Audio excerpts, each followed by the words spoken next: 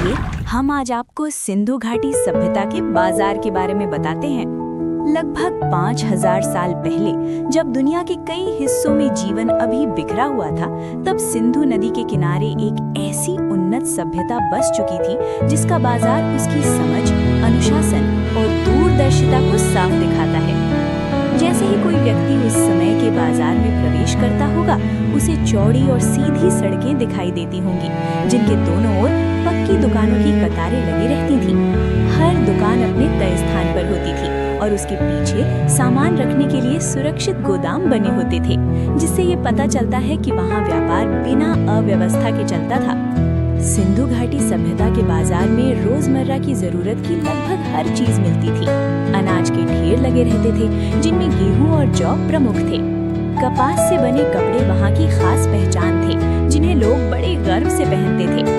मिट्टी, तांबे और कांसे के बर्तन आम जीवन का हिस्सा थे, तो वहीं मनके, चूड़ियां और आभूषण भी दुकानों में सजे रहते थे।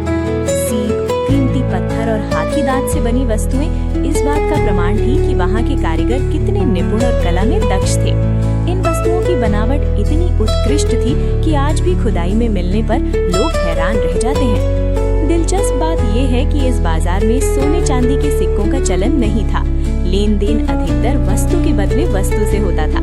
एक व्यापारी अनाज देकर कपड़ा ले सकता था, तो कोई कारीगर अपने बनाए हुए मनकों के बदले रोजमर्रा का सामान प्राप्त करता था। इससे ये साफ पता चलता है कि ये समाज बराबरी और आपसी विश्वास पर आधारित था। यहाँ किसी राजा के भव्य महल या शक्ति के प्रदर्शन की जगह मेहनत और व्यापार को महत्व दिया जाता था। सिंधु घाटी सभ्यता का बाजार केवल स्थानीय व्यापार तक सीमित नहीं था। यहाँ के व्यापारी दूर दूर तक अपना माल भेजते थे। लोथल जैसे बंदरगाहों से नावों के माध्यम से व्यापार होता था और सिंधु घाटी के बने हुए सामान मेसोपोटामिया जैसे विदेशी क्षेत्रों तक पहुँचते थे। इसका मतलब ये था कि ये सभ्यता न केवल अपने समय से आगे थी, बल्कि दुनिया से जुड़ी हुई भी थी। विदेशी व्यापार के कारण यहाँ के बाजारों में नई वस्तुओं और नई जानकारियों का आदान प्रदान होता रहता था। इस तरह सिंधु घाटी सभ्यता का बाजार केवल खरीद और बिक्री की जगह नहीं था, बल्कि वो एक सुव्यवस्थित जीवन प्रणाली का केंद्र था, जहाँ अनुशासन, कला, व्यापार और समानता एक साथ दिखाई देते थे। शायद यही कारण है कि हजारों साल बीत जाने के बाद भी जब हम सिंधु घाटी सभ्यता के बाजार की कल्पना करते हैं, तो हमें एक शांत, व्यवस्थित